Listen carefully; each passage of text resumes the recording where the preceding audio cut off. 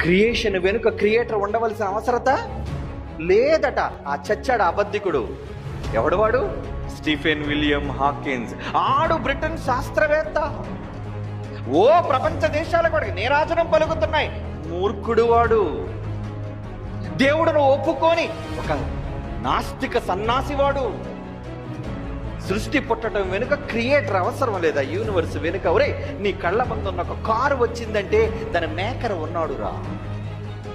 నీ కంటి ముందర ఒక విమానం ఉందంటే దాని వెనక మేకర్ ఉన్నాడురా.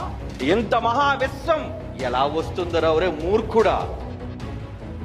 ఒప్పుకోవాలి దేవుని యొక్క మహత్యాన్ని. ఈ సర్వ సమాజము ఒప్పుకొని తీరాలి. ఈ సృష్టి నడిపేది దేవుడే. బస్ నడిపేది, బండి నడిపేది, ఓడ నడిపేది, ఫ్లైట్ నడిపేది, భూమి మీద నడిపేవన్నీ నరుడే. సూర్య చంద్ర నక్షత్రములన్నీ, భూమి మీద ఈ కాలములన్నీ